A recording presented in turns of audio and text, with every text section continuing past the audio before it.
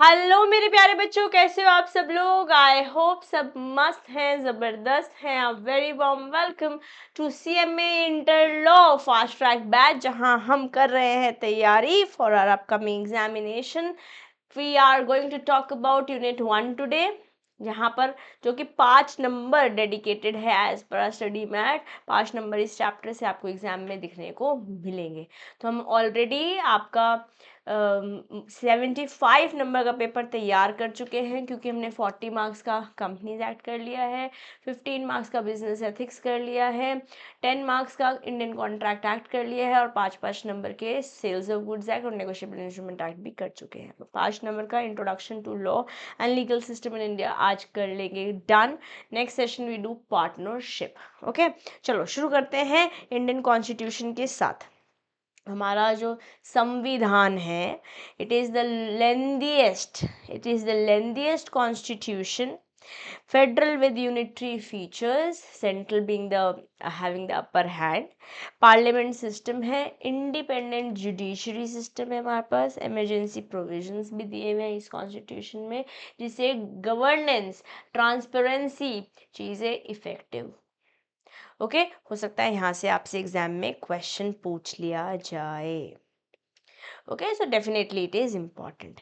बात करते हैं प्रियम्बल के बारे में। प्रियम्बल को मैंने आप लोगों को मैं सजेस्ट करती हूँ इसको बाय हार्ट कर लीजिए। I know it is going to take efforts, I know it is going to take 10-15 minutes of your time, but guys believe me, अगर आपने 1-1.5 घंटे का सेशन आज अटेंड करने के बाद 1.5-2 घंटे रिवीजन को दे दिए, total 3 hours this chapter requires, और ये 5 नंबर आपके हो जाएंगे शॉर्ट। और इस जब मैं जो नेक्स्ट 2 आवर्स बोल रही हूँ पोस्ट सेशन देने के लिए, इसमें वो समय भी इंक्लूड कर लीजिए। इसमें आप स्कैनर से क्वेश्चंस पढ़ने वाले हैं कि प्रीवियस ईयर्स में कैसे क्वेश्चंस यहाँ से आए हुए हैं।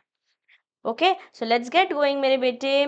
कैसे क्या है हमारा प्रियम्बल, क्या बोल रहा है हमारा प्रियम्बल? बोलता है, प्रियम्बल बेसिकली प्रस्तावना है ना। हम भारत के लोग ने मिलकर संकल्प किया है कि हम अपने देश को एक स्वतंत्र, बोले तो सोवरेन, समाजवादी बोले तो सोशलिस्ट, धर्मनिरपेक्ष बोले तो सेकुलर, लोकतांत्रिक बोले तो डेमोक्रेटिक, गणतंत्र बोले तो रिपब्लिक बनाएंगे। यस, इसका मतलब है कि भारत एक ऐसा देश है जो अपना फैसला स्वयं करता है और यहाँ सभी लोगों को समान अधिकार मिलता है, चाहे उनका धर्म, समाज या विचार अलग हो। Yes, so what are the words that we need to by heart? We, the people of India, this comes as a source of constitution. Yes, we have sovereign, बोले तो स्वतंत्र, सोशलिस्ट बोले तो समाजवादी, सेकुलर बोले तो धर्मनिरपेक्ष, डेमोक्रेटिक बोले तो लोकतांत्रिक और रिपब्लिक बोले तो गणतंत्र। Yes, sovereign independent decision maker, socialist redistribution of wealth बोले तो समाजवादी, secular freedom of religion, democratic elected representative, that is लोकतांत्रिक, हम लोग वोट करते हैं and then their leaders have get selected, republic बोले तो elected head, not hereditary leadership but गणतंत्र। या so let's start with justice, liberty, equality and fraternity. So this is how our preamble reads like: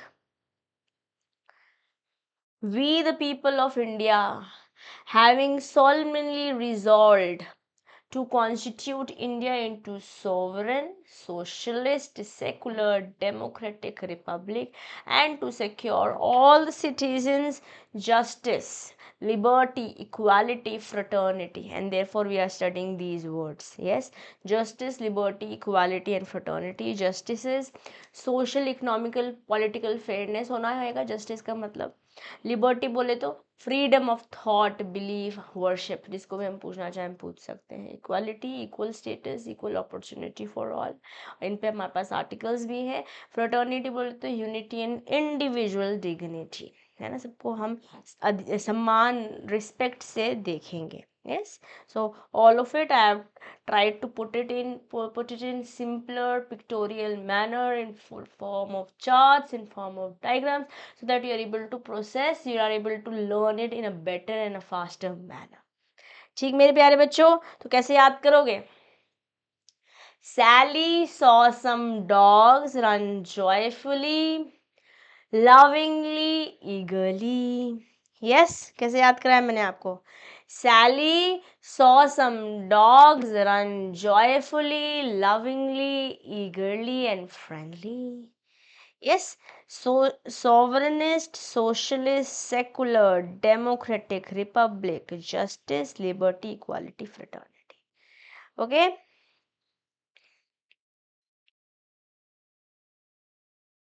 यहाँ पे ये भी लिख देती हूँ ना मैं, फ्रेंडली.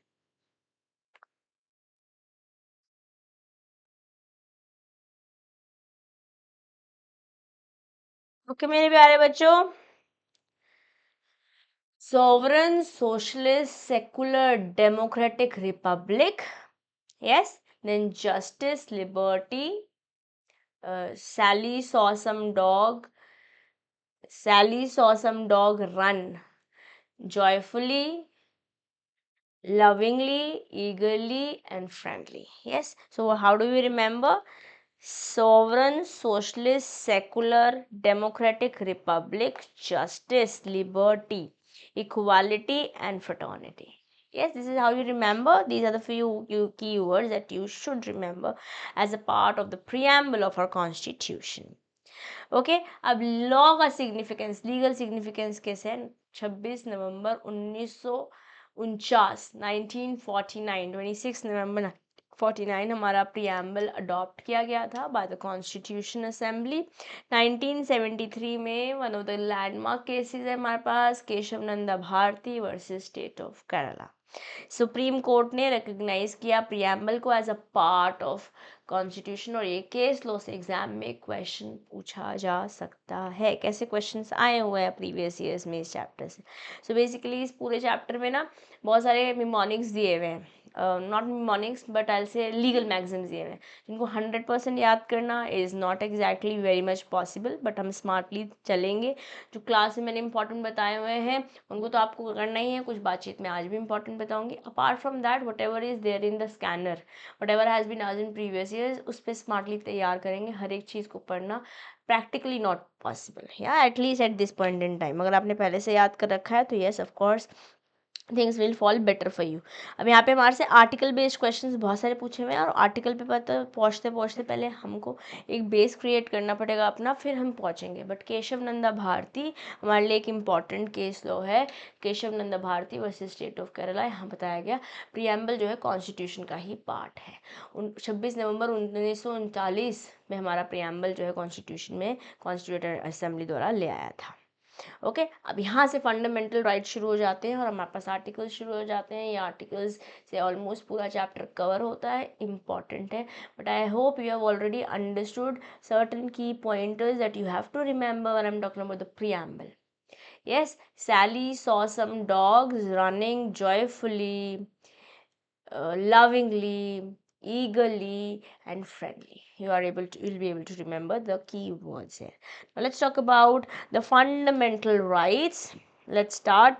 ठीक है, तो आर्टिकल 14 किस बारे में बात करता है? Right to equality. प्लीज अपनी नोटबुक उठा लीजिए, अपना पेन उठा लीजिए, मेरे साथ साथ अपने राइट आर्टिकल्स को लिखिए, इंपॉर्टेंट पॉइंट्स लिखिए. If you have these notes तो बहुत बढ़िया है. अगर आपके पास नोट्स नहीं है तो प्लीज़ इंपॉर्टेंट बातचीत ज़रूर लिखिए. Even if you have the notes, right when you are hearing, when you are processing, अपने आप बिना देखे लिखोगे, याद करना आसान होगा. तो आर्टिकल 14 बात करता है राइट टू इक्वालिटी के बारे में. यहाँ पे प्रिंसिपल क्या है? Equality before law. सब लोग समान हैं कानून के नज़रों में, अपार्ट फ्रॉम प्रेसिडेंट को ऐसे एक दर्जा दिया हुआ है. We are going to talk about it. Yes, explanation, all treatment, equal treatment to all the citizen. Political protection दे रखी है again arbitrariness. Action of the state must be just and fair. Exception, equality before law, जो हमारे president हैं या governor हैं उन्हें immunity दे रखी है, मतलब हमारे प्रेसिडेंट को जेल की सलाखों के पीछे नहीं डाला जा सकता, उन्हें प्रोसीडिंग्स नहीं करी जा सकती। आर्टिकल 336 इसके बारे में बातचीत करता है। President of the governor, president of the country और governor of the state has an immunity from legal proceedings under article 361, sorry 361, not 366, it is 361, article 361. These few articles, these few numbers are important for us to remember specifically from this chapter. Criminal या civil cases defer करे जाते हैं जब तक वो अपनी position में है, उसके बाद विल टॉक, ठीक है, उसके बाद केसेस होंगे। तो आर्टिकल 14 बात करता है राइट टू इक्वलिटी, सबको इक्वल प्रिंसिपल ये है कि इक्वल ट्रीटमेंट मिलेगी सारे सिटीजन्स को, प्रोटेक्शन है अगेंस्ट आर्बिट्रेरियंस, बोले तो स्टेट को जस्ट एंड फेयर होना पड़ेगा, सारे एक्शंस जस्ट एंड फेयर होने पड़ेंगे। देखो समझो, इसको ऐसे समझते हैं कि मान लेते हैं किसी के ऊपर सज़ा लगी 5 लाख रुपए की, ठीक है, now that person is wealthy therefore is able to give. Let's say same crime या सिमिलर क्राइम किसी ऐसे बंदे ने किया जिसकी इनकम ही पूरे साल की शायद 5 लाख रुपए नहीं, अगर उसके ऊपर 5 लाख का फाइन लग गया then how it is going to happen. और अगर किसी के ऊपर 500 रुपये की सज़ा लग रखी है, किसी somebody who is not very financially well to do, but same चीज़ या सिमिलर चीज़ की पनिशमेंट किसी वेल्दी पर्सन को 500 रुपये से दे दी तो उसको तो लेसन ही नहीं मिलेगा ना, जिसके लिए this penalty has been implied. So yes, equality में ये बातों को ध्यान रखना होगा, जस्ट एंड फेयर होना पड़ेगा, the state must be just and fair, protection against arbitrariness, अपनी मर्जी से कुछ नहीं हो सकता। या let's talk about article 15 which talks about prohibition of discrimination. हम सब लोगों ने आयुष्मान खुराना वाली मूवी देखी हुई है, वहाँ पे डिस्क्रिमिनेशन भी हुआ है, वहाँ पे जस्टनेस भी नहीं है। पुराने ज़माने में तो बहुत ज़्यादा होता था और कहीं घरों में आज भी प्रैक्टिस होता है। And if it is practice around you guys, you know that it is not, it is against the constitution, yes, and it is punishable offence. Prohibition ground क्या है, किसी भी तरीके से डिस्क्रिमिनेशन होना चाहिए on the basis of religion, caste, creed, place of birth, okay, your gender, nothing. But there's an exception, section 15 subsection 3 बोलता है स्पेशल प्रोविजन है वुमेन के लिए, चिल्ड्रन के लिए, ठीक है, तो आपने सुना होगा कि वुमेन कोटा है, समथिंग लाइक दैट। आर्टिकल 15 सब 4 बोलता है, सब आर्टिकल 4 बोलता है रिजर्वेशन फॉर बैकवर्ड क्लासेस। तो हमने देखा है क्लासेस, बैकवर्ड क्लासेस के लिए हमारे पास कोटाज होते हैं।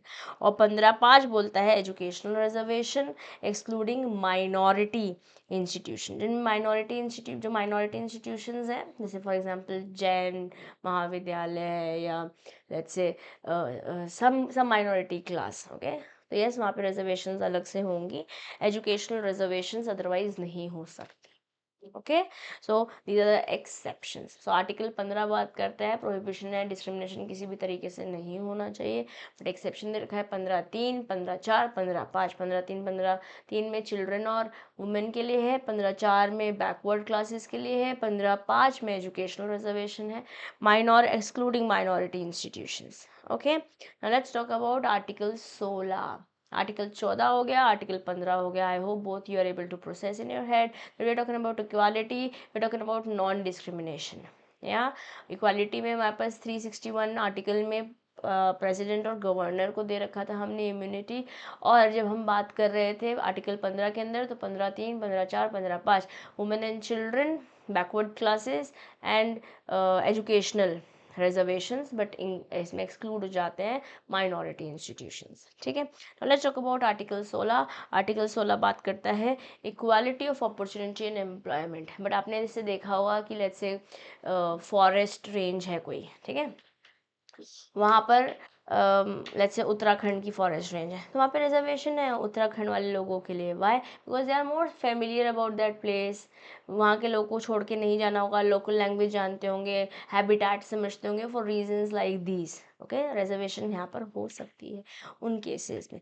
वैसे तो इक्वल अपॉर्चुनिटीज़ मिलनी चाहिए सारे सिटीजन्स को, लाइक प्रोहिबिशन है किसी basis, religion, race, caste, sex, descendants, place of birth या रेसिडेंस के बेसिस पे डिस्क्रिमिनेशन नहीं होना चाहिए to get opportunities, but there is an exception, residence based rules for specific position. Like I gave you the example, Jim Corbett में अगर आप सफाई राइड पे जा रहे हैं तो वहाँ पर जो इंस्ट्रक्टर्स हैं they might be from locals only. Okay, reservation हो सकते हैं बैकवर्ड क्लासेस के लिए एंड SC ST प्रमोशन के लिए। आर्टिकल 16(4) और आर्टिकल 16(4)A इस बारे में बात करता है। 16(3) यहाँ देखा, पीछे 15(3), 15(4), 15(5) देखा था, अब 16(4) और 16(4)A देखा है, अब 16(5) भी देख रहे हैं। Employment in religious institution based on affiliation, पहाड़ी मंदिर है लेट्स से, तो वहाँ की शायद जो महंत जी होंगे, जो पंडित जी होंगे, जो person who is basically taking care of that place might be some religious institutions में एम्प्लॉयमेंट हो सकती है किसी एफिलिएशन से बिलोंग करती हो। Okay, so that is allowed. Article 16, article 14 में हमने इक्वालिटी बोला बिफोर लॉ, बस वहाँ पे प्रेसिडेंट और गवर्नर को इम्यूनिटी दे दी आर्टिकल 361 की दुहाई देते हुए। आर्टिकल 15 में बोला कि किसी तरीके की डिस्क्रिमिनेशन प्रोहिबिटेड है, वहाँ पे एक्सेप्शंस देखे 15(3), 15(4), 15(5). 15(3) में वुमेन और चिल्ड्रन है, 15(4) में बैकवर्ड क्लासेस है, 15(5) में बात हो रखी है एजुकेशनल रिजर्वेशन, बट यहाँ पे माइनॉरिटी को अगेन एक्सेप्शन है, इस एक्सेप्शन का भी एक्सेप्शन है। आर्टिकल 16 में बात करिए equality of opportunity of employment, equally सारे सिटीजन को मिलनी चाहिए, बट अगेन इसमें भी एक्सेप्शन है 16(3), 16(4), 4A और 5। 16(3) में बात हो रखी है अगर रेसिडेंस पे बेस हो सकती है, आपको अपॉर्चुनिटी एक्स्ट्रा मिल सकती है। रिजर्वेशन होगी बैकवर्ड क्लासेस के लिए और SC ST 16(4) और 4 है, SC ST 4 है, ठीक है, प्रमोशन उसका।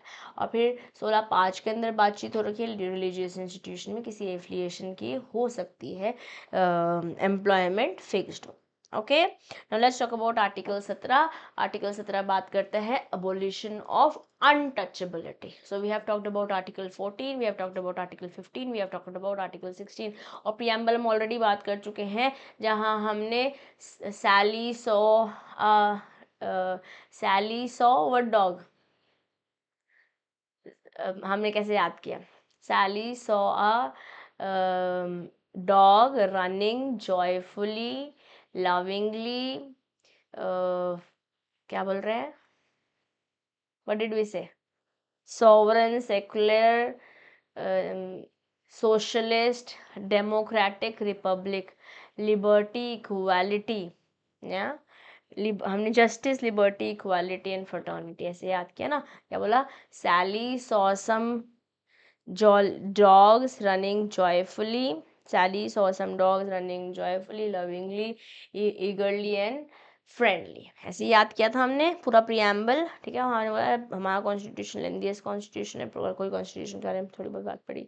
आर्टिकल 14 देखा, आर्टिकल 15 देखा, आर्टिकल 16 देखा। अब हम चल दे रहे हैं आर्टिकल 17 पढ़ने के लिए, अबोलिशन ऑफ अनटचेबिलिटी। अनटचेबिलिटी पे भी ये हमारे आयुष्मान खुराना वाली मूवी में बहुत भयंकर बात हो रखी है, यस, बहुत डिटेल में बात हो रखी है।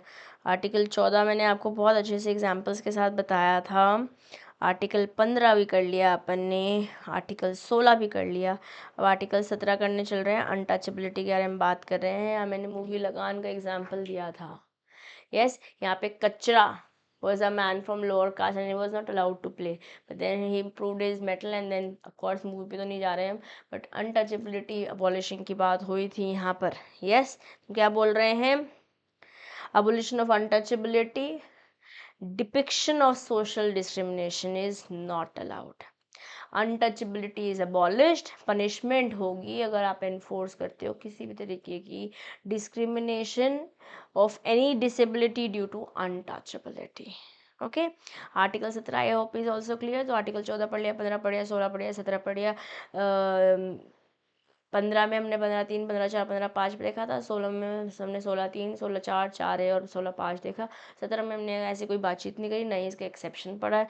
18 में पढ़ने चल रहे हैं अबोलिशन ऑफ टाइटल। पहले क्या होता था, टाइटल्स मिलते होते थे, सर या फिर ज़मींदार और समथिंग लाइक दैट, ठीक है। स्टेट टाइटल्स कुछ भी नहीं है, राजा ऑफ कॉमर्स ऐसा कुछ नहीं लगा सकते आप, बट इसका एक्सेप्शन है, जैसे हमारे पास लेफ्टिनेंट हैं, आर्मी में मेजर्स हैं, लाइक दोज है ना, या फिर एकेडमिक हमारे पास PhDs हैं तो डॉक्टरेट लग सकती है। No foreign titles also, citizens can not, India के citizen can not accept foreign titles without presidential consent. Presidential consent होगा, ओके, तो यहाँ पे without itself is very very important. Okay मेरे बेटे, तो I hope we are clear with हमारे को कॉन्स्टिट्यूशन समझ आया, प्रियम्बल समझ आया, प्रियम्बल की इंपॉर्टेंट वर्ड्स हमने कोशिश करी लर्न करने के लिए। आर्टिकल 14 बोला इक्वालिटी ऑफ लॉ, वहाँ पे आर्टिकल 361 के बारे में बात करी, जहाँ प्रेसिडेंट और गवर्नर को मिल रखी है इम्यूनिटी और डेफर कर दे रहे हैं कोई भी तरीके का सिविल या क्रिमिनल केस। फिर आर्टिकल 15 देखा प्रोहिबिशन, जहाँ हम बोल रहे हैं डिस्क्रिमिनेशन नहीं करेंगे। फिर 15(3), 15(4), 15(5) देखा। फिर 16 देखा, 16 में बोला कि अपॉर्चुनिटीज़ इक्वली देंगे, यस, वहाँ पर भी बट रिजर्वेशन एक्सेप्शन देखा। 16(3), 16(4), 4A और 16(5). फिर 17 देखा, 17 में बातचीत करी, हमें अबॉलिशन कर देनी है, किसी भी तरीके की टचेबिलिटी एट्सेट्रा में नहीं होना चाहिए। Then now we are talking about abolition of title. ना तो इंडिया में टाइटल ले सकते हो, ना ही फॉरेन टाइटल ले सकते हो। फॉरेन टाइटल तो लेने के लिए आपको प्रेसिडेंशियल कंसेंट चाहिए होगी, बट जब मैं इंडियन टाइटल्स के बारे में बोल रही हूँ, जैसे आर्मी में मेजर दे दिया या कोई डॉक्टरेट PhD करा है, तो that's allowed, that's an exception. Okay, now let's talk about article 19 which talks about right to freedom. और फ्रीडम बहुत इंपॉर्टेंट है अपने आप में। फ्रीडम 19 से चालू करोगे, 19(1)(a) पढ़ोगे, B पढ़ोगे, C पढ़ोगे, D पढ़ोगे, E पढ़ोगे और G पढ़ोगे। और जब मैंने क्लास में चैप्टर पढ़ाया था, मैंने आपको अपना पर्सनल एक्सपीरियंस भी शेयर किया था when I was moving from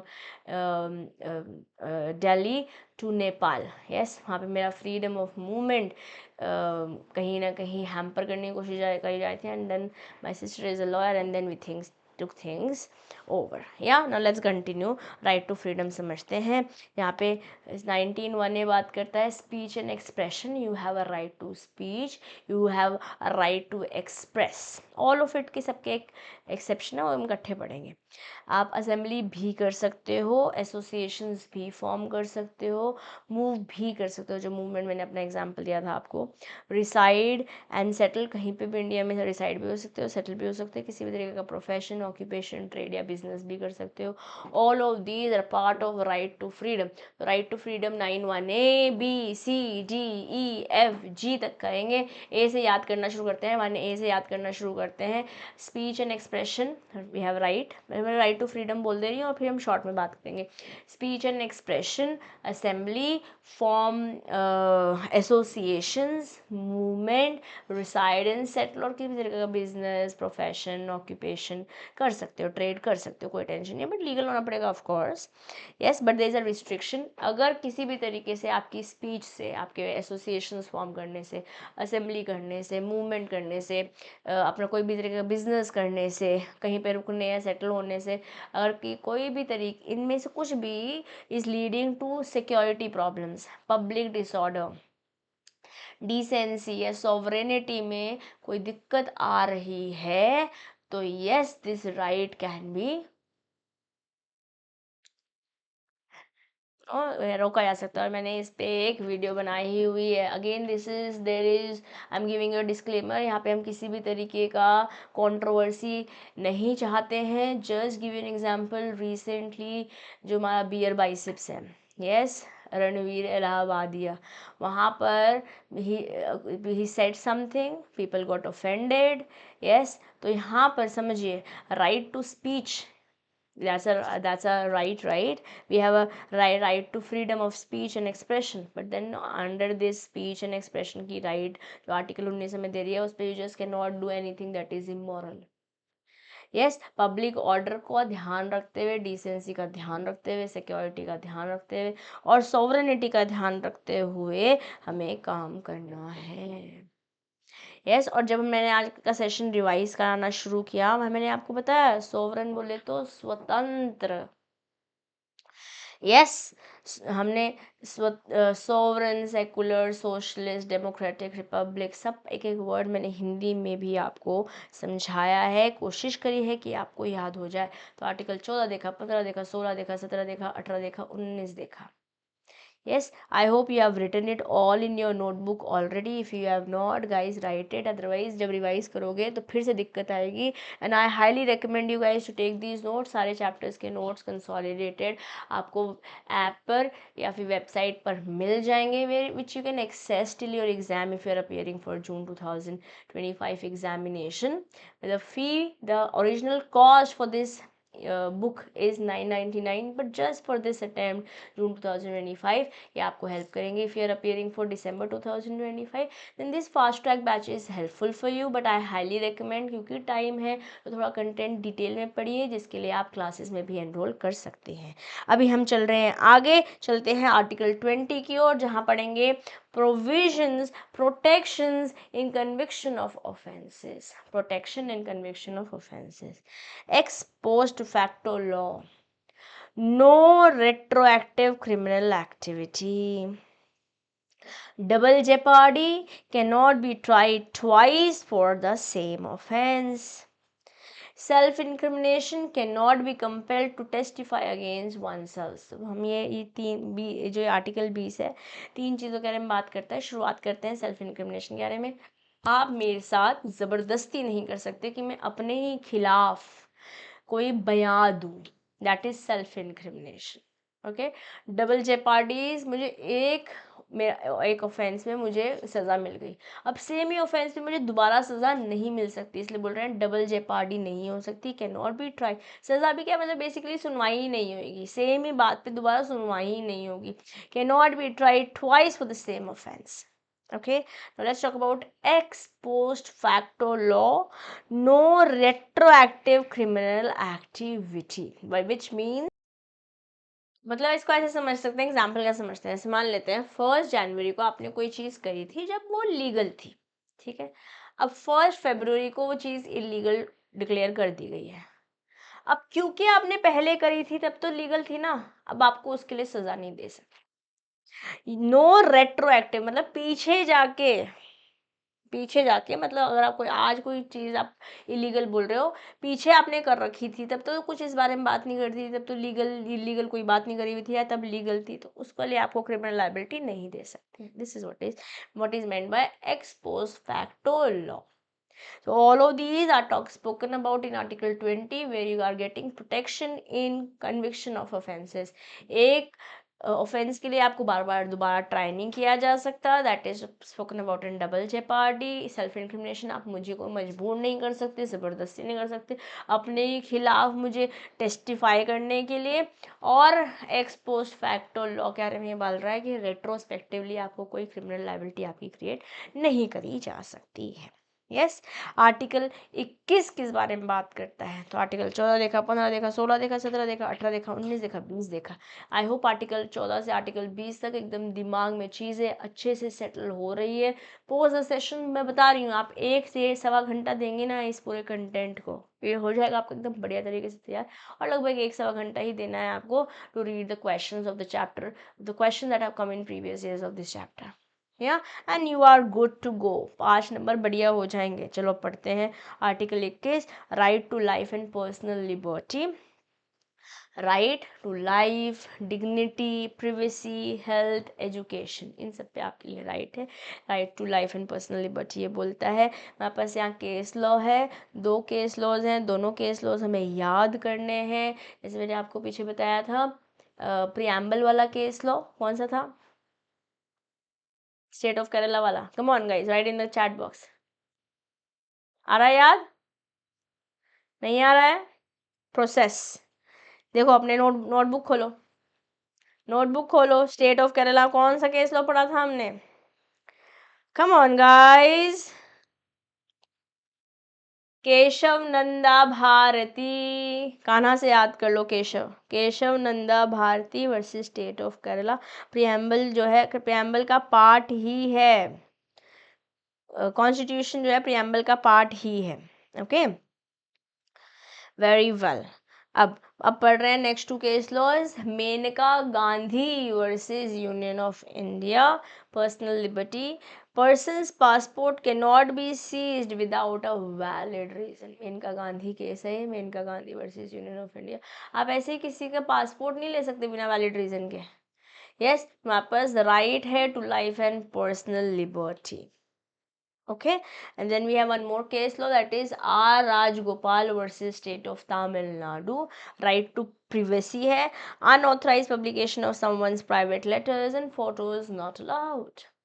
right to life and personal liberty, personal liberty में Maneka Gandhi versus union of India है, और राइट टू लिबर्टी में हमारे पास, सॉरी, राइट टू प्रिवेसी में हमारे पास R Rajagopal versus state of Tamil Nadu है। प्लीज़ लर्न कीजिएगा दोनों केस लॉज को, अपने नोटबुक में लिख लीजिएगा।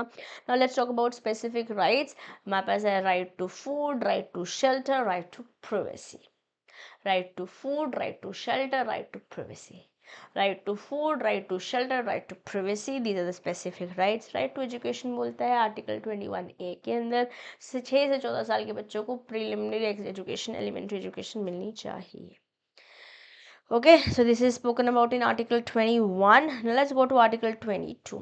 तो 14, 15, 16, 17, 18, 19, 20, 21 तक हम चुके हैं, और 21 में अपने 2 केस लॉज भी देखे हैं, Maneka Gandhi versus union of India and R Rajagopal versus state of Tamil Nadu. यहाँ पर ऊपर बात करी हमने लिबर्टी के बारे में, फिर प्रिवेसी के बारे में बात करी। हमारी छुपा फोटो वगैरह कुछ छाप नहीं सकते आप, ठीक है। I hope this is all good. Now let's talk about article 22, protection against arrest and detention, very important. Right for rights बात करते हैं, प्रिवेंशन डिटेंशन के बारे में बात, प्रिवेंटिव डिटेक्शन के बारे में बात करते हैं। Grounds of arrest, to be informed. अगर आप मेरे को जेल लेकर जा रहे हो, मैं आपको जेल लेकर जा रही हूँ, तो मुझे बताना पड़ेगा किस बेसिस, किस लिए आप मुझे उठा रहे हो। Mister XYZ, we are you are being arrested for an offense of doing a murder, like this, ठीक है।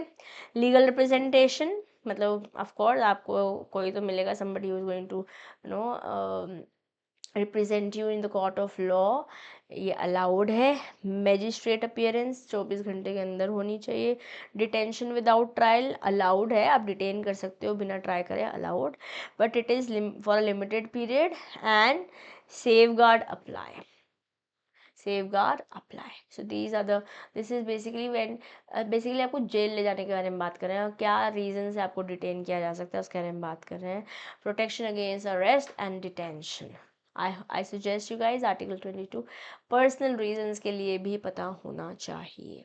एग्जाम के लिए तो पढ़ना ही है, बट आपको somebody who understands law, somebody who is introduced to the constitution should be aware about all the case laws that we have already spoken about, be it Keshav Nanda Bharati, be it Menka Gandhi, be it R Rajagopal. All of these 3 case laws are very important in general as well. Question paper के लिए तो है important, but हमारी life के लिए भी important है। Plus जब मैं बात कर रही हूँ आर्टिकल 22 की, ये भी अपने लिए बहुत अच्छा, बहुत relevant. Ignorance of law is not an excuse, और इग्नोरेंस और लॉ पता होना तो अच्छी बात है ना। Let's talk about Article 23. Article 23 talks about prohibition of traffic in human being and forced labor. आप लोगों को उठा के, बच्चों को उठा के, वुमेन को ले जाके उनका ट्रैफिकिंग कर रहे हो, it is prohibited. Force labour भी नहीं कर सकते। Prohibited trafficking, force labour, exception military social services में। ऐसा सिचुएशन आती है, वॉर सिचुएशन आ जाती है, हो सकता है नॉर्मल सिटीजन्स को फाइट करने जाना पड़ सके, that's a possibility. Okay, article 23 इसके बारे में बात करता है। आर्टिकल 24 बात करता है प्रोहिबिशन ऑफ चाइल्ड लेबर के बारे में, जहाँ पर employment under 14 years of age hazardous industry में अलाउड नहीं है। Okay, prohibits employment of children under 14 years in hazardous industries. Article 25 बात करता है freedom of religion, it is a right guaranteed, freedom of conscience, right to profess, practice and propagate religion. आप propagate भी करना चाहते हो, allowed है। या आर्टिकल 26 बात करता है right of religious denominations. Religious denominations अपने आप, मतलब बेसिकली मंदिर, मस्जिद, गुरुद्वारा कुछ बना सकते हो आप, यस, मेंटेन कर सकते हो, मैनेज भी कर सकते हो your own religious of affairs. Okay, this is from article 14, 15, 16, 15 में 3, 4 5 देखा, 16 में 3 4 4 a 5 देखा, 17 देखा, 18 देखा, 19 देखा, 20 देखा, 21 देखा, 22 देखा, यस 23 देखा, 24 देखा, और इम्पॉर्टेंट है सारे, ठीक है। 25 देखा जस्ट अभी, और 26 भी देख लिया है। Let's go to article 27। Okay, article 27 पढ़ते हैं। आर्टिकल 27 की ओर चलते हैं। आर्टिकल 27 बात करता है freedom from taxes for religious promotions. Yes, so it is prohibiting at all state from compelling individuals to pay taxes for religious promotion and maintenance. I want to promote, some religion or some religious maintenance, I'll not be taxed upon it. Okay. Now let's talk about religious institutions in educational institutions. Like इधर 27 में अभी आपने recently भी देखा होगा, all over Instagram and various social media, इस पर बातचीत चर्चा करी जा रही थी कि पहले एक समय पर जो हिंदूज क्या पहनते हैं, as a string, I don't know what is it is called at your place, है ना, हमारे यहाँ एज ए स्ट्रिंग पहनते हैं हिंदूज में, मेन पहनते हैं, जनेऊ बोलते हैं जिसे, may be it is called something else eight your place. उसको पहनने के लिए लोग को टैक्स देना पड़ता था, but now it is no more done that, no more like that as per article 26। Article 27 बात करता है freedom from taxes for religious promotions. Yes, so I hope it is all clear. Now let's go talk about article 28, जहाँ बात करी गई है religious institution and education institutions, no religious instructions in state funded institutions. अगर state funded institution है तो वहाँ पे कोई पर्टिकुलर रिलीजन पर बातचीत नहीं करी जाएगी, चाहे वो गवर्नमेंट स्कूल्स हों, चाहे वो पब्लिक कॉलेजेस हों, ठीक है। Exception institution with specific endowments, like may be कोई रिलीजियस ट्रस्ट है, एंडाउनमेंट बेस्ड स्कूल है, वहाँ पर अलाउड है। यस, या तो सबके इफ्स एंड बट्स भी हमें पता होने चाहिए। Now let's talk about article 29। Article 29 बात करता है कल्चरल एंड एजुकेशनल राइट्स के बारे में। बोल रहे हैं preservation of language, scripts and culture, non discrimination admission. हाँ, ऐसा हो सकता है, let's go to down south, और मे बी कोई पहाड़ी लैंग्वेज है उसको, या उसका कल्चर को प्रिजर्व करने के लिए, लैंग्वेज स्क्रिप्ट प्रिजर्व करने के लिए स्टेप्स लगाए लिए जा सकते हैं, बट ध्यान ये रखेंगे कोई डिस्क्रिमिनेशन नहीं होना चाहिए एडमिशन के लिए on the basis of this, ठीक है। Now let's talk about Article 30, which talks about rights of minorities, establish institutions, protection against acquisition and non-discriminatory aid, non-discriminatory support मिलेगा, ये है right for minority groups. Okay, now let's talk about Article 32. Article 31 नहीं पढ़ा हमने, Article 32 चल दिए हैं, rights to constitutional remedies. Okay, constitutional remedies very important है। यहाँ से इंडिविजुअली भी आपसे क्वेश्चन पूछा जा सकता है, थोड़ा एफर्ट लगाएंगे, कोशिश करेंगे, अभी याद कर ले। Article 32 right to constitutional remedies. 5 writs पढ़ते हैं हम इस आर्टिकल के अंदर, 5 रिट्स बाय हार्ट कर लीजिए प्लीज़, मुझे ध्यान से सुनिएगा, इस इन्फॉर्मेशन को प्रोसेस कीजिएगा, मेरे साथ जितनी बातें याद कर पाए उसको याद कीजिएगा, और पोस्ट द सेशन इस कंटेंट को लिख कर भी देखिएगा। Let's start with habeas corpus. The purpose here is to secure release of person unlawfully detained. किसी को अनलॉफुली आपने जेल की कारेगा, जेल की क्या बोलते हैं, जेल की सलाखों के पीछे रखा हुआ है, तो उसको रिलीज करना होगा। इसके लिए हेबियस कॉर्पस रिट पिटिशन आप फाइल करते हो। Okay, then there is mandamus. If you are able to see the finger, lock मैंने लगा रखा है हेबियस कॉर्पस में, फिंगर दे रखी है। Compel public authorities to perform their duties. जनता जवाब मांगती है, आपको अपनी ड्यूटीज परफॉर्म करनी होगी, ये बात करता है मैंडमस। ओके, रिट पिटिशन है, रिट पिटिशन है। देन प्रोहिबिशन पे भी एक रिट पिटिशन फाइल करी जा सकती है। प्रिवेंट लोअर कोर्ट्स और पीपल एक्सीड देयर अथॉरिटी। अपनी अथॉरिटी से आगे नहीं जा सकते। लोअर कोर्ट्स हायर कोर्ट से सुप्रीम कोर्ट की अथॉरिटी के को सरपास नहीं कर सकते। इसके लिए हमारे पास रिट लगती है प्रोहिबिशन की। Okay, stop. तो मैंने आपको ताला वाला दिखाया, हेबियस कॉर्पस, कोई अनलॉफुली डिटेन्ड है तो हेबियस कॉर्पस रिट फाइल करते हो आप। देन मैंडेमस करते हो जब किसी जो कुर्सी पे बैठा है बंदा उसको डायरेक्ट किया जा सकता है, भैया अपना काम करो, कंपेल किया जा सकता है पब्लिक अथॉरिटीज़ को to perform their duties and prohibition की लोअर लेवल कोर्ट्स अपने बेसिकली अपनी जुरिस्डिक्शन में रहे। okay, prevent lower courts of people exceed their authority. Next is certiorari,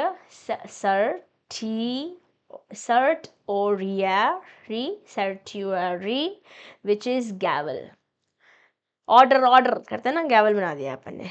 review और correct errors of lower court, अगर lower court ने कुछ गड़बड़ कर रखी है या गलती हो गई है तो उसे अपर कोर्ट ठीक कर सकते हैं। ऐसे ये कर रहे हैं, ये जो रिट पिटिशन फाइल करते हो आप, ये है सर्टिरोरी, सर्टिरोरी, सर्टिरोरी, सर्टिरोरी,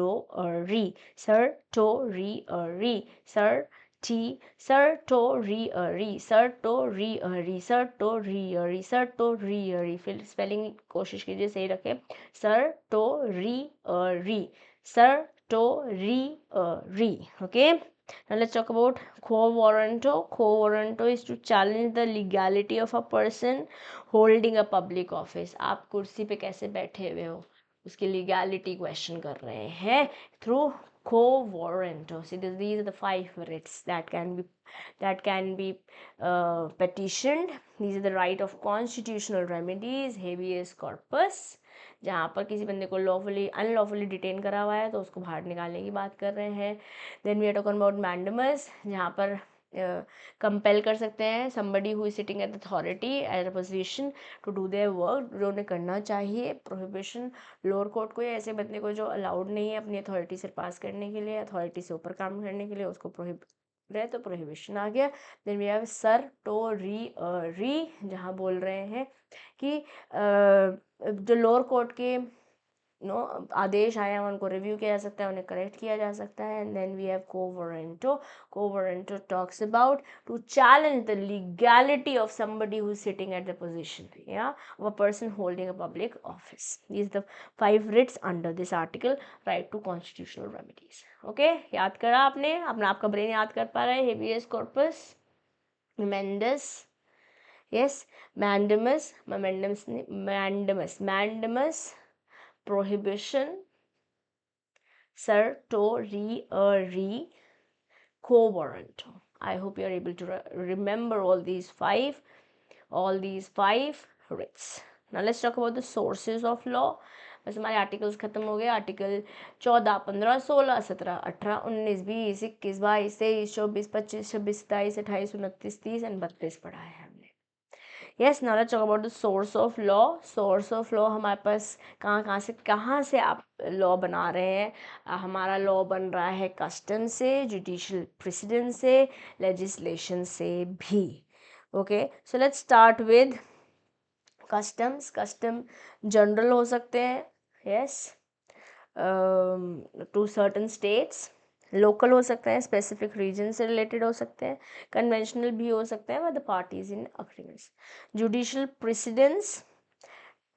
president consist of judgments from superior courts, example higher court is supreme court, which establishes rules or principles that must be followed by lower courts, like we talked about Menga Gandhi versus Union of India, like we talked about Keshav Nanda Bharti versus State of Kerala.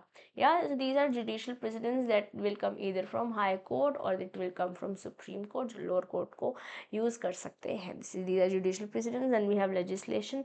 Legislation is the process by which sovereign or an authorized entity creates law. ऐसे law बनता है। ये तुम्हारे 3 sources of law हमने देख लिए हैं। Yes, we have customs, for example tribal marriage practices, trade customs like handshake deals. We have judicial precedents like Puttaswamy case, रूडली एंड स्टीफन केस, और मैंने अभी 2 केसेस के एग्जाम्पल आपको और दिए हैं। लेजिस्लेशन, लॉ आ गया, एक्ट बन गया, जैसे motor vehicle act, clean air act, ये यूएस का एक्ट है actually. Each source plays a critical role in creating and enforcing laws that reflect society's tradition, that is customs. ensure consistency, that is precedence which is given to us by the higher courts or the Supreme Court, and address evolving needs as per the legislations. Okay, now very important topic, that is test for valid customs. कोई custom valid है नहीं, test for valid customs के लिए मैंने एक acronym आपको दिया हुआ है, जैसे हमने देखा ना, Sally saw some dogs running lovingly, क्या क्या पढ़ा आपने, Sally saw some dogs running joyfully, lovingly, friendly, और क्या देखा था, ई से इक्वालिटी कैसे किया था हमने, ईगरली, या ऐसे याद किया था ना।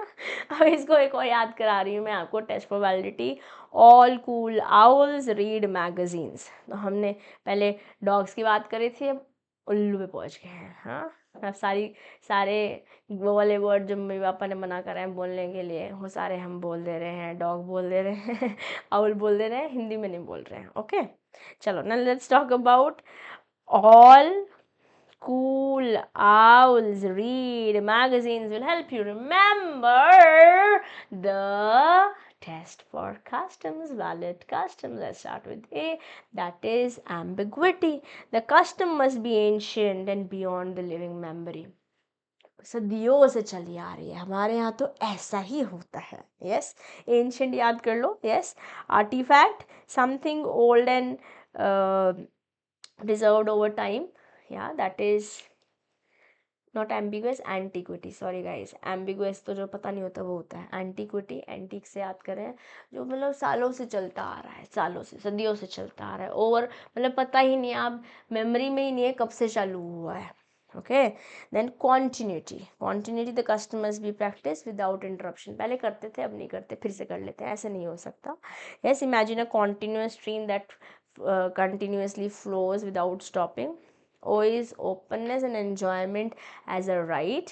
The custom must be openly practiced and recognized as a right by the community.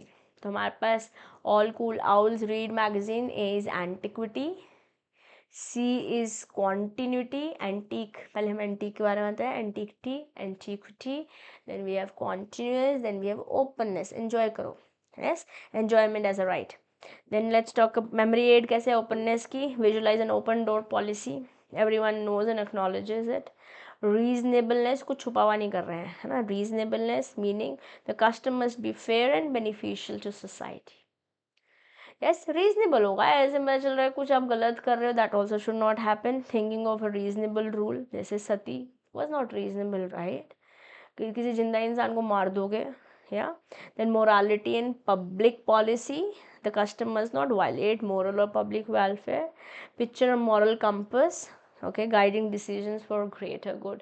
So how do you understand, how do you test the validity of a custom?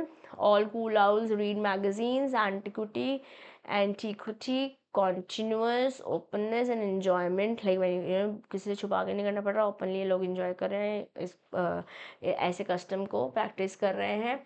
then all cool owls read, reasonableness, जैसे हमने सत्ती का example दिया, read magazines, morality, yeah, morality and public policy, that's it. These are the five tests for valid customs. Now let's talk about judicial precedent, जो मैंने यहाँ पे star लगाया और डबल स्टार लगाया, इसको मैं समझा रही हूँ। Let's talk about judicial precedent. Okay guys, we have to learn this. Okay, exam में क्वेश्चंस आते हैं, आप इस तरीके से लिख के आते हैं आंसर्स, जो कंटेंट आपके पास, अगर आपने मेरे से पढ़ाई करी है तो आपके पास पूरा कंटेंट है लाइक दिस। यस, पूरे टॉपिक्स मैंने आपको एग्जाम्पल्स के साथ समझा रखे हैं। अगर आपने कहीं से ही पढ़ाई करी, किसी और टीचर से पढ़ाई करी है, because all of us, all the teachers give want to give you the best, right, या फिर आपने इंस्टीट्यूट की किताब से पढ़ाई करी है, क्योंकि पढ़ा सब इंस्टीट्यूट की किताब से ही रहे हैं, जो सिंप्लीफाइड वर्जन है टीचर्स के पास, राइट, क्योंकि उनका वो एक्सपीरियंस है, वो अपने एग्जाम्स देकर आए हैं, क्लियर करके आए हैं और ऐसे पढ़ा रहे हैं आपको, राइट। तो लिखना हमें कंटेंट, ऑफ कोर्स मार्क्स तो वर्ड्स लिखेंगे उसके उस पर भी डिपेंड करेंगे, बट ये कीवर्ड्स लिखने, याद करने के लिए कीवर्ड जो आपको लिखने हैं, जिनसे नंबर मिलने वाले हैं, उनको हम रिवाइज कर रहे हैं थ्रू दीज सेशंस। ठीक है, now let's continue, let's talk about judicial precedence. इसकी हायरार्की क्या है, स्टार्ट विद लोअर कोर्ट, मतलब नीचे से ऊपर जैसे जैसे ऊपर जाते ऊपर पहुंच जाएगा, मतलब सबसे ऊपर सुप्रीम कोर्ट है, देन हाई कोर्ट है, देन लोअर कोर्ट्स है। ओके, सुप्रीम कोर्ट ऐसे ऑल इंडिया साइटेशन दे रखी है यहाँ पर 1991 में सुप्रीम कोर्ट ने वॉल्यूम इसके अंदर बताया है ये बात। यस, जो सुप्रीम कोर्ट ने बोल दिया वो सारे कोर्ट्स पर बाइंडिंग है, not bound by its own passed judgement, but नीचे वालों पे लायबल है, बट अगर मैंने पहले बात कुछ बोली थी और अब मैं उसको चेंज कर रही हूँ Supreme Court, I can do that. Okay, top to bottom binding nature, ऊपर वालों नीचे वालों को ऊपर वाले की बात माननी है।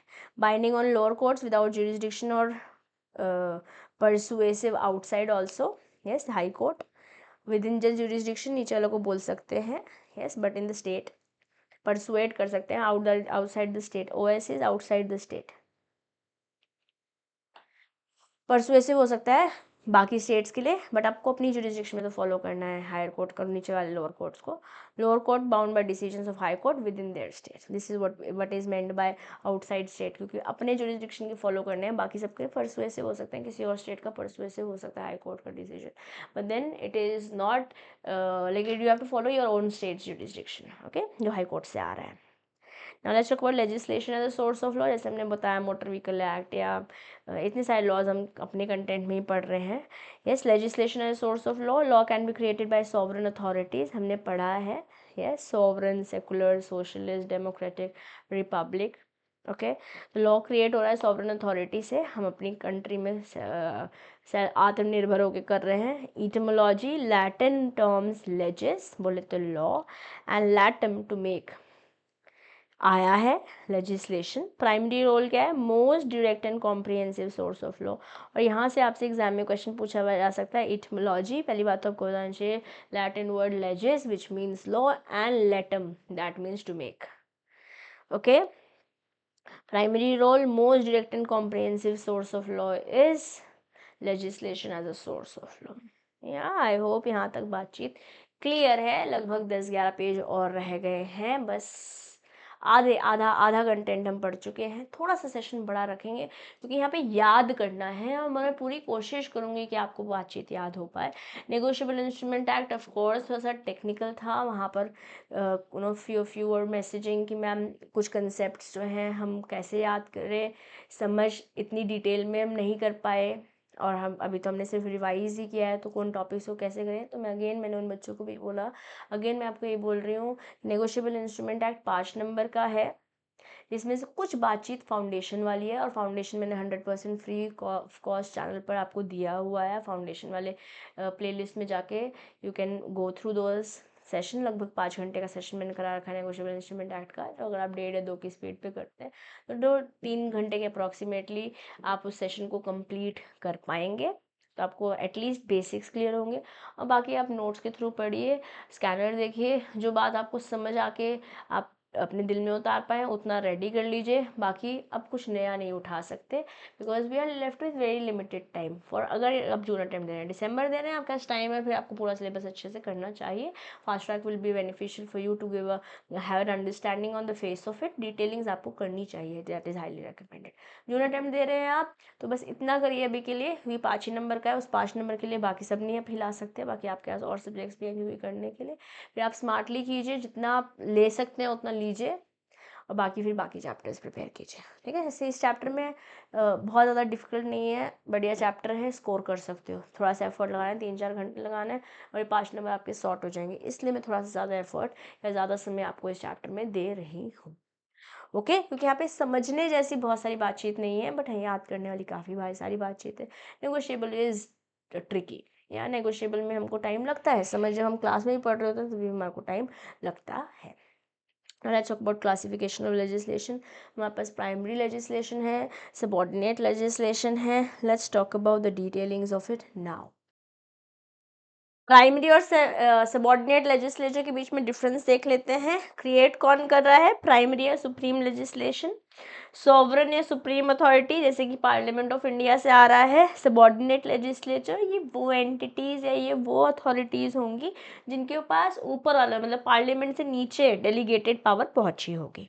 एग्जाम्पल, जैसे जो लॉज ब्रिटिश पार्लियामेंट ने या इंडियन पार्लियामेंट ने पास करे हैं, ये प्राइमरी लेजिस्लेचर, जैसे कि Indian contract act 1872। Yes, then you have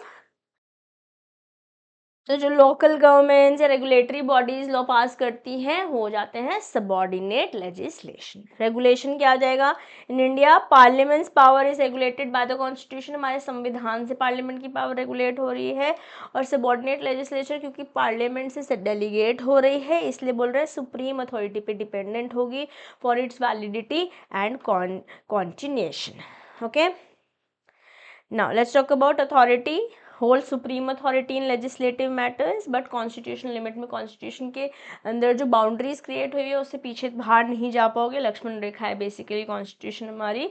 authority delegated by the sovereigns who have basically made the legislation, और the supreme authority जो कि supreme legislation में आती है।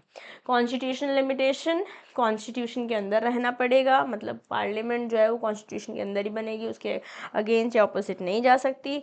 और सबऑर्डिनेट लेजिस्लेचर डायरेक्टली तो नहीं है कॉन्स्टिट्यूशन का से subjected but remains valid under delegation. तो मतलब बेसिकली कॉन्स्टिट्यूशन के अंदर प्राइमरी और प्राइमरी के अंदर सेकेंडरी, तो ऑटोमेटिकली इसके अंदर भी आगे अगर हम सेट्स बनाते हैं तो dependence, not dependent on any external authority क्योंकि हम सोवरन है, राइट। जबकि जो सबऑर्डिनेट लेजिस्लेचर है वो सुप्रीम अथॉरिटी है, इस पे डिपेंडेंट होगी वैलिडिटी के लिए भी और कॉन्टिन्यूएशन के लिए भी। ओके, सबऑर्डिनेट लेजिस्लेचर पढ़ते हैं। क्या है सबऑर्डिनेट लेजिस्लेचर? सबऑर्डिनेट लेजिस्लेचर का पर्पस है कि फ्लेक्सिबिलिटी प्रोवाइड हो रही है। देखो समझो, पार्लियामेंट जो है अकेले तो सब कुछ कर नहीं पाएगी, डेलीगेशन एज अ फाउंडेशन के फर्स्ट चैप्टर में भी पढ़े हैं। यस, तो अगर आप दिसंबर अटेम्प्ट दे रहे हैं बेटे तो आप फर्स्ट चैप्टर खुद पढ़िए एक बारी, आप चाहें तो फाउंडेशन का जो फर्स्ट चैप्टर है उससे रेफरेंस ले सकते हैं, अदरवाइज आप क्लासेस में भी एनरोल कर सकते हैं। But if you are focusing on June attempt फिर इतना ही हमारे लिए कंटेंट इनफ है। नाउ पर्पस क्या है? डिटेल्ड इम्प्लीमेंटेशन है सबऑर्डिनेट लेजिस्लेचर की। डिपेंडेंट किस पे है? प्राइमरी पे। टेक्निकल एक्सपर्टीज आ जाती है और स्पीड और एफिशिएंसी दोनों आ पाता है when we are talking about subordinate legislature. Judicial recognition मिल रखी है सबऑर्डिनेट लेजिस्लेशन को through Gwalior royal mill case. Forms क्या है जुडिशियल लेजिस्लेचर के? रूल्स के फॉर्म में आ सकता है, रेगुलेशन के फॉर्म में आ सकता है, बायलॉज के फॉर्म में आ सकता है, या किसी स्टैट्यूटरी इंस्ट्रूमेंट के फॉर्म में भी आ सकता है। और ये प्रीवियस ईयर्स में क्वेश्चन पूछा गया है, प्राइमरी और सबऑर्डिनेट लेजिस्लेशन पे क्वेश्चन आया हुआ है। Let me just quickly show it you.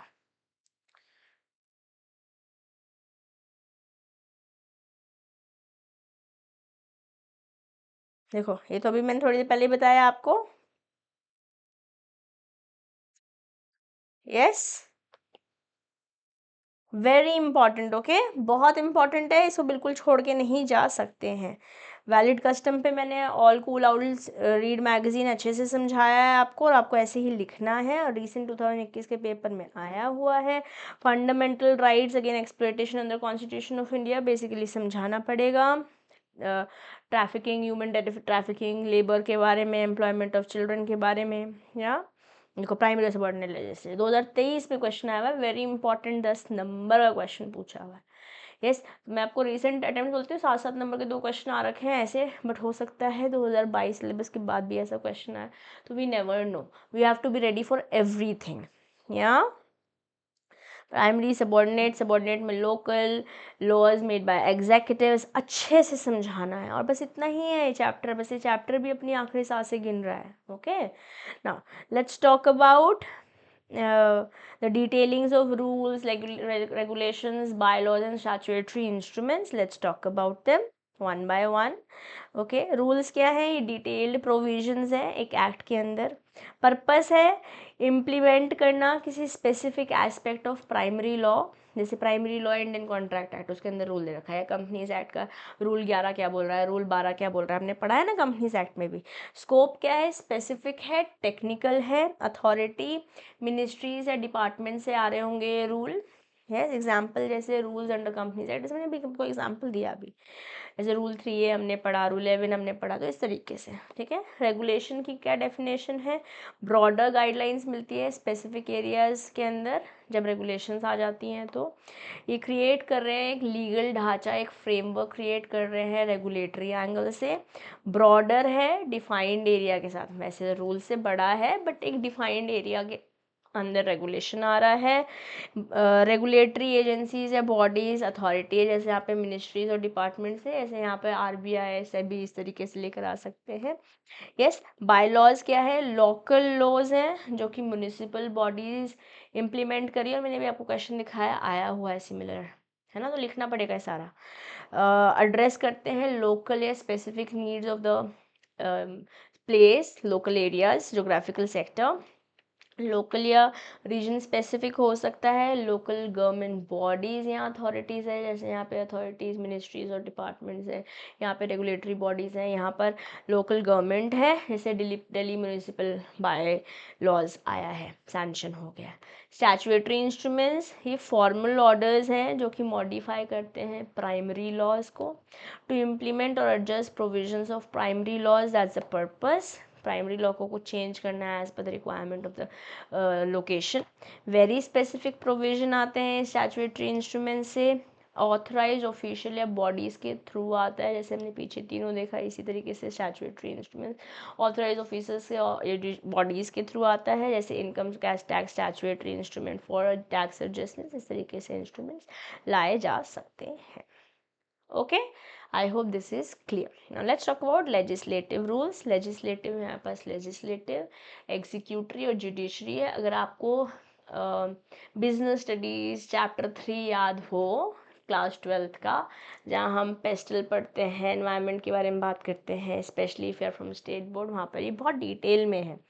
Yes, legislative primary laws create करते हैं, एग्जीक्यूटिव इम्प्लीमेंट करते हैं जो लॉज बने हैं। यस, क्रिएट सबॉर्डिनेट रूल्स, और जुडिशरी रिव्यू करता है कि कॉन्स्टिट्यूशन के अंदर है ना, कुछ आउटसाइड तो नहीं जा रहा है। Now how do you safeguard the delegated legislature, जो सबॉर्डिनेट लेजिस्लेचर है, इसको सेफगार्ड कैसे करते हैं? एंसिलरी है नेचर में, मतलब सपोर्टिव है, एड प्रोवाइड कर रहा है, हेल्प प्रोवाइड कर रहा है subordinate legislature. Must supplement and not override primary, primary को सपोर्ट देगा क्योंकि डेलीगेटेड है ना, ये प्राइमरी ये बोल रहा है और ये बोल रहा है हम सबॉर्डिनेट यहाँ चले जाएंगे, यहाँ चले जाएंगे, no, it has to be under support. Okay, separation of powers ensures all three legislative functions, चाहे वो एग्जीक्यूशन हो, चाहे जुडिशरी हो, चाहे लेजिस्लेचर हो, सब लेजिस्लेटिव फंक्शन, चाहे एग्जीक्यूटिव हो, चाहे जुडिशरी, सब कोऑर्डिनेट कर रहे हैं। इट है, जबकि अलग अलग हैं, एक जनरल लॉ बना रहा है, एक इम्प्लीमेंट कर रहा है, सबॉर्डिनेट पार्ट ला रहा है, एक देख रहा है कि सब कुछ कॉन्स्टिट्यूशनल एरिया के अंदर है ना, या बट देन इंश्योर कर रहा है लेजिस्लेटिव फंक्शंस हैं, separation, coordination. Judicial review, courts check that the delegated laws adhere to a constitution and legal boundaries. Like I said, that's a Lakshman Rekha, that's your boundary. Now let's talk about delegated legislature process. Previous year में question आया हुआ है कैसे बनते हैं delegated legislature process. तो primary legislature बना, authority delegate हो गई, सबॉर्डिनेट लेजिस्लेचर अब ड्राफ्ट होगा, अप्रूवल्स आएंगी, ओवरसाइट होगा, जुडिशियल रिव्यू होगा कि कॉन्स्टिट्यूशनल और प्राइमरी के अंदर ही है, और इम्प्लीमेंट कर देंगे, अडेप्ट कर देंगे। ओके, अब लेजिस्लेटिव प्रोसेस क्या है इंडिया में, ये भी बहुत इम्पॉर्टेंट है। आर्टिकल्स तो अपने आप में इम्पॉर्टेंट है ही, प्राइमरी सेकेंडरी अपने आप में बहुत इम्पॉर्टेंट है। ओके, छोटा सा topic, very important. So what are the steps? सबसे पहले तो हमको चाहिए ही क्यों, जैसे हमें ट्रैफिक रूल्स डिफाइन करने थे, इसलिए ट्रैफिक एक्ट आया। कंपनीज के लिए रूल्स डिफाइन करने थे, प्रोसेस डिफाइन करना था, इसलिए कंपनीज एक्ट। तो पहले पर्पस देखेंगे। Maintain social order and regulate behaviour, resolve disputes, ensure safety and protect rights, that's the purpose of making a law. Okay, laws apply to everyone and must align with the constitution, ये तो हमने पढ़ ही लिया, article 14 में देखा, law constitution के साथ तो अलाइन होना ही पड़ेगा। Then what's the role of constitution, ये सुप्रीम लॉ है, जो आएगा इसके अंदर आएगा। It has to all the laws that are passing have to align with India secular, sovereign, socialist, democratic, republic values. No law can contradict the constitution preamble, हमने Kesavananda Bharati versus state of Kerala में देखा है ना। Policy formation by ministries, ministries align करती हैं proposal with government goals, assess करती हैं social और फिनेंशियल इम्पैक्ट, और फिर चैलेंजेस प्रिडिक्ट करती हैं कि अच्छा अगर हम ये लेकर आते हैं तो ये प्रॉब्लम हो सकती है, यहाँ से ऑपोजिशन आ सकता है, like that. Policies are backed with extensive studies, ऐसे नहीं कि हमने बोला पॉलिसी और आ गई, प्रॉपर रिसर्च होती है, प्रॉपर डेवलपमेंट होता है, प्रॉपर मतलब डीप स्टडीज़ करी जाती है, फिर एक ड्राफ्ट बनाया जाता है, मिनिस्ट्रीज एक लेजिस्लेटिव प्रपोजल बनाएंगी स्टेक होल्डर्स को कंसल्ट करते हुए, जैसे for example if something is related to banking तो आरबीआई को पकड़ा जाएगा, है, because that's a stakeholder right. Stakeholders input guides legislative purpose, एक ड्राफ्ट बन गया। अब पब्लिक कंसल्टेशन ओपन फोरम में चल जाएगी कि लोग क्या बोल रहे हैं इस बारे में, या drafts are publish under pre legislative consultancy policy 2014 for feedback. तो 30 दिन के लिए ओपन कर दी जाती है कि भैया आप लोग का कुछ कहना है तो बताइए। अब ड्राफ्टिंग द बिल, इनपुट्स आ गए, ministry of law and justice ensure करती है लीगल और कॉन्स्टिट्यूशनल कंप्लायंस हो, फिर एक बिल ड्राफ्ट किया जाता है। Okay, draft cleared by department of legal affairs send to cabinet approval. अब कैबिनेट रिव्यू करेगी, कैबिनेट जो है रिवीजन बताइए अगर कुछ करना है या फिर अप्रूव कर देगी बिल को, with the ministry of law and justice preparing a signed statement. इससे अलाइनमेंट गवर्नमेंट ऑब्जेक्टिव्स के साथ हो जाएगी। फिर एक पार्लियामेंट के साथ स्केड्यूलिंग होगी, ministry of parliament affairs schedule करेंगे bills for legislative session 1 month in advance, जो भी सेशन चल रहा होगा उसके अकॉर्डिंग। यस, और सेशंस के बारे में हम फाउंडेशन में चैप्टर 1 में बहुत अच्छे से बात करके आए हैं, तो मैं उसकी डिटेलिंग में नहीं जाऊंगी। टाइमली प्लानिंग होगा, मतलब 1 मंथ इसलिए बोल रहे हैं ताकि इफेक्टिवली इम्प्लीमेंट हो सके। और जो मनी बिल्स और अदर बिल्स हैं, मनी बिल्स लोकसभा में स्टार्ट होती हैं, जैसे कि आर्टिकल 109 बोल रहा है, बहुत इंपॉर्टेंट है ये पूरी लाइन, जैसे कि आर्टिकल 110 बोल रहा है, जैसे कि आर्टिकल 117 बोल रहा है। और बाकी सारे बिल्स लोकसभा राज्यसभा कहीं से शुरू हो सकते हैं, बट मनी बिल लोकसभा से ही आते हैं। इतना ज़्यादा इम्पॉर्टेंट है, मतलब अगर मैं पेपर बना रही होती ना तो मैं पक्का यहाँ से क्वेश्चन पूछ लेती, और ये अपने आप में आर्टिकल्स बहुत इंपॉर्टेंट है, आर्टिकल 9, आर्टिकल 110 और आर्टिकल 117। ओके, तो this is how the entire legislative process in India works. मुझे लगता है यहाँ से इस बार क्वेश्चन आने वाला है। I am not predicting any paper, मुझे ऐसा लगता है यहाँ से क्वेश्चन पूछा जाएगा। So it is very important. The agenda here is that I don't want you guys to miss this topic. Okay, let's go with Article 107. Provisions as to introduction of bills. हमने 107, 110 और 117 बोला, 107 के बारे में बात कर रहे हैं, पासिंग ऑफ बिल्स कैसे हो रहा है। सबसे पहले बिल बना है ना, इंट्रोड्यूस किया गया है इधर उधर 2 हाउसेज में। अगर वो मनी बिल नहीं है, मनी बिल है तो लोकसभा में ही जाएगा, ठीक है ना। ये बात को, छोटी छोटी बातें इंपॉर्टेंट होती हैं, है ना, इसको भी हम ऐसे इग्नोर नहीं कर सकते। Therefore either of the houses में जाकर you can start now. Exception money bill and financial bills originate होते हैं सिर्फ लोकसभा में ही, ऐसे ही हमने आर्टिकल 107, 110, 117, 109 ऐसी बातचीत करी है। पैसेज ऑफ बिल, पहले बिल दोनों हाउसेज से ओके होगा, इट मस्ट पास विद और विदाउट अमेंडमेंट्स, जैसे कि दोनों हाउसेज बोल रहे हैं।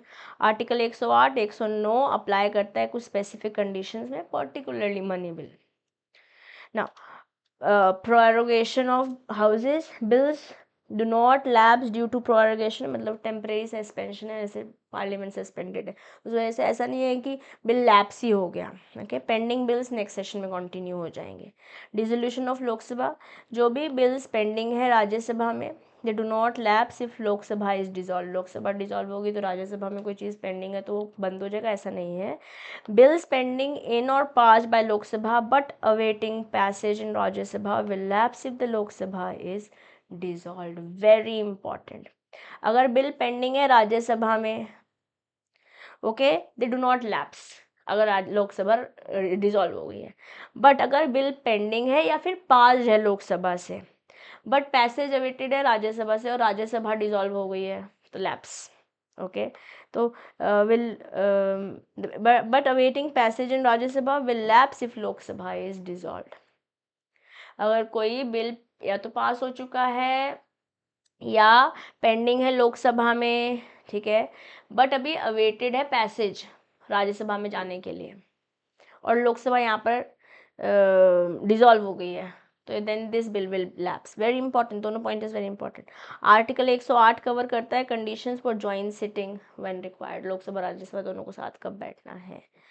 Okay, now let's talk about article 108, article 107, 8, 9, 10, 17 सारे इंपॉर्टेंट है in context of this how entire bill passes. Okay, joint sitting for both of the house in certain cases. अब conditions for joint sitting. A joint sitting में भी called, कहाँ कौन बुलाएगा, president बुलाएंगे अगर एक बिल से तो पास हो, एक हाउस से तो पास हो गया बट दूसरा हाउस रिजेक्ट कर रहा है. ठीक है, फाइनल डिसएग्रीमेंट है दोनों हाउसेस के बीच में, अमेंडमेंट्स रिलेटेड जो चेंजेस कर रहे हैं. Other house has not pass the bill with in 6 months after receiving it. In cases में प्रेसिडेंट बुला लेता है. एक साइड से तो पास हो गया है, एक हाउस से दूसरे से नहीं हो रहा, 6 महीने हो चुके हैं, प्रेसिडेंट जो है फिर अब बुलाएगा, चलो let's have a joint sitting. Okay, x बुलाएंगे बुलाएंगी, है ना. Exclusion of money bill. Joint sitting जो है मनी बिल पे अप्लाई नहीं करता है. Which have a separate passage process under the constitution. जैसे बताया लोकसभा में होता है. यहाँ पर कैलकुलेशन कैसे होता है 6 months पीरियड. ये 6 महीने में से वो टाइम हटा देते हैं व्हेन द हाउस इज प्रोरोग्ड और adjourned for more than 4 consecutive days. 4 दिन लगातार adjourn हो गया या फिर प्रोरोग हो गया तो ये 6 महीने के टाइम में से ये 4 दिन हटा दोगे, मतलब 6 महीने कैलकुलेशन करने के लिए. ठीक है, ना प्रोसीजर फॉर जॉइंट सिटिंग. मान लेते हैं neither of the house can continue processing the bill separately once the president summon. तो अगर मान लेते हैं बिकॉज डिसएग्रीमेंट हो रहा है इसलिए जॉइंट सिटिंग हो रहा है ना, तो अब किसी एक से बात नहीं हो पाएगी. अब अगर बुला लिया तो दोनों ही होगी, प्रेसिडेंट बुलाएंगे साथ साथ जॉइंट सिटिंग होगी तभी कंटिन्यू होगा वो बिल का प्रोसेसिंग होना. प्रेसिडेंट जो है ऑफिशियली सम्मन कर सकते हैं दोनों हाउसेज को कि जॉइंट सिटिंग होगी एक नोटिफिकेशन देने के बाद. आउटकम क्या है जॉइंट सिटिंग का. अ bill pass in joint sitting by majority vote is considered passed by both. Joint sitting हो गई ना तो फिर ऐसे लोकसभा राज्यसभा डिफरेंट नहीं हो गया, मेजॉरिटी में जो पास हो गया वो पास हो गया, सिंपल. अमेंडमेंट रिस्ट्रिक्शंस क्या है. अगर बिल पास हुआ है बिना changes by one house, only amendments due to delay can be proposed. But if the bill was pass with amendments and return, only amendments related to disagreements are allowed. कि भैया ये तो okay बोल रहा था और ये बोल रहा है कि ओके है बट ये वाले पॉइंटर्स हटाने होंगे, उस केस में बोल रहे हैं. Okay, the presiding officer decision on admissible amendment is final. जो पीओ होगा उसका कि भैया ये अमेंडमेंट हो सकता है नहीं हो सकता, उसकी बात फाइनल होगी.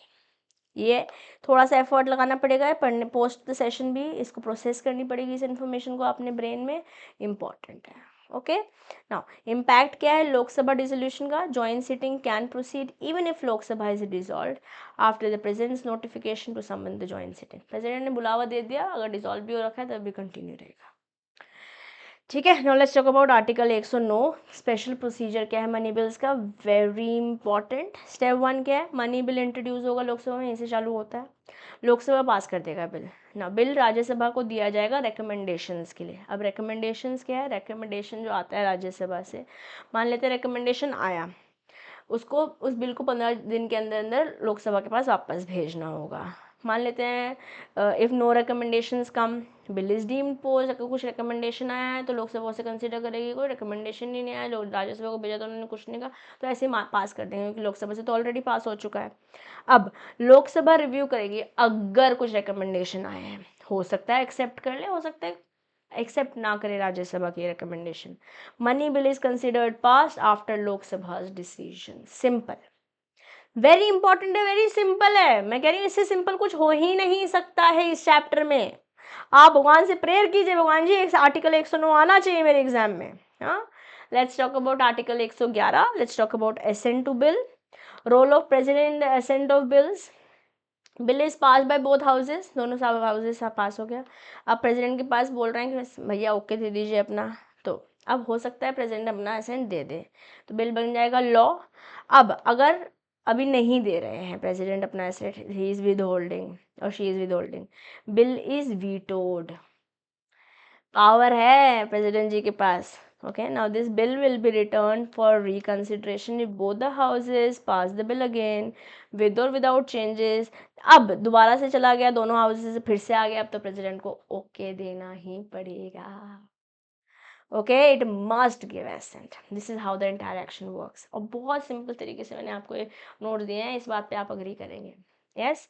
स्टेप 3 क्या है, अब बिल अब पब्लिश कर दिया जाएगा एज एन एक्ट, क्योंकि अब ओके आ ही गया है वापस जाने के बाद भी गैजेट ऑफ इंडिया में, and by the ministry of law and justice.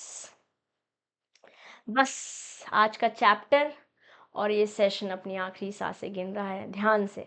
Dispute resolution mechanism, okay, types of dispute resolution. Dispute जो है अराइज हो रहा है from breached lawful agreements, okay.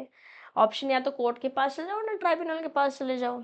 अब आर्बिट्रेशन मेथड इस्तेमाल कर सकते हो। आर्बिट्रेशन मेथड में हमारे पास आर्बिट्रेशन है, मीडिएशन है, कंसिलिएशन है, नेगोशिएशन भी है। बहुत डिटेल में हमने फाउंडेशन में पढ़ा था, अब थोड़ा सा अलग एंगल से प्रिसाइजली पढ़ रहे हैं, ओके। नाउ हिस्टोरिकल कंटेक्स्ट, पहले डिस्प्यूट्स वॉरफेयर, आक्रमण कर दिया जाता था, वैसा नहीं है, हम एडवांस सिविलाइजेशन में रहते हैं। ट्रीटीज आ गई हैं, कन्वेंशंस आ गए हैं। अभी हमने रिसेंटली कौन सी इंडस वाली ट्रीटी हमने ब्रेक भी होते हुए देखी है इंडिया पाकिस्तान की, या चलिए। ट्रीटीज एंड कन्वेंशंस, फोकस रहता है लॉ पर, डिप्लोमेसी पे। अब कैटेगरीज क्या है डिस्प्यूट रेजोल्यूशन की? एडजुडिकेटिव हो सकती है, कंसेंशुअल भी हो सकती है। एडजुडिकेटिव जहाँ जज या आर्बिट्रेटर डिसाइड करता है राइट्स लिटिगेशन के थ्रू, आर्बिट्रेशन के थ्रू, है ना। और कंसेंशुअल क्या हो सकता है? पार्टीज सीक करती है अग्रीमेंट विद और without the help. It could be through negotiation, it could be through mediation, it could be through conciliation also. Okay मतलब जैसे दो भाइयों के बीच में लड़ाई हुई, बुआ जी आ रही हैं सॉल्व कराने के लिए, उसमें आर्बिट्रेशन नहीं चाहिए ना, बीच में किसी की हेल्प ले रहे हैं, खुद ही आपस में बातचीत करके सॉल्व कर रहे हैं। लिटिगेशन तो मतलब लॉ चल रहा है, लॉ सूट हो गया, फॉर्मल लॉ सूट चला गया है कोर्ट में, जो एडवर्जियल होगा, बाइंडिंग होगा, जो कोर्ट का डिसीजन है उसे फॉलो करना पड़ेगा पार्टीज को। Strict evidence and procedure rule चलता है, टाइम कंज्यूमिंग है, तारीख पे तारीख, तारीख पे तारीख, तारीख बढ़ती जा रही है, हाँ ऐसे करके, है ना नामिका मूवी का डायलॉग। कॉस्टली भी है, और बट ये है कि आप नीचे वालों की अपील ऊपर पे लेकर जा सकते हैं। नॉन लिटिगेशन मेथड, इसका हम ऑल्टरनेट डिस्प्यूट रेजोल्यूशन मेथड कहते हैं। ये फ्लेक्सिबल है, प्राइवेट है, फास्टर है। जो कॉमन एडीआर मेथड्स यूज़ करते हैं, ये हमारे पास आर्बिट्रेशन, मीडिएशन, कंसिलेशन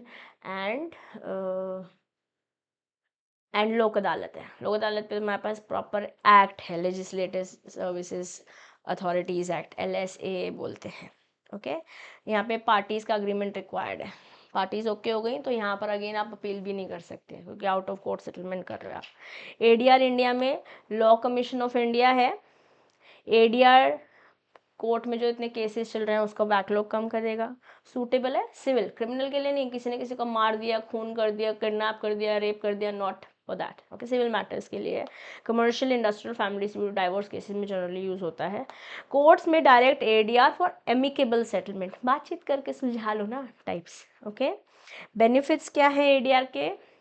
क्विक है, कॉस्ट इफेक्टिव है, फ्लेक्सिबल है, डिस्प्यूट को रिजॉल्व करता है पार्टीज के टर्म्स पे, आपस में बातचीत कीजिए, ये कह रहा है ये कह रहा है, बीच का रास्ता निकालते हैं। Encourage cooperation over confrontation, efficient है, लेस फॉर्मल लिटिगेशन से, एंड दैट्स इट, खत्म, chapter finish, okay. This is about the first chapter, okay. ठीक है मेरे बेटे, अच्छे से पढ़िए, रिवाइज कीजिए, कुछ टॉपिक्स बहुत इंपॉर्टेंट है, स्पेशली सबऑर्डिनेट प्राइमरी लेजिस्लेचर वाले, आर्टिकल 107, 8, 9, 10, 11 इंपॉर्टेंट, ओके। इंपॉर्टेंट बिल्कुल छोड़ के नहीं जाएंगे। और पीछे आर्टिकल 14 से लेके 30 और 32 मैंने अच्छे से आपको रिवाइज कराने की पूरी कोशिश करी है। अब लेती हूँ मैं अलविदा, कल मिलूंगी, नेक्स्ट सेशन में करेंगे Indian partnership act 1932। Till then keep learning, keep growing. This is your friend and your teacher, CM Disha Dua, signing off for today. Bye bye.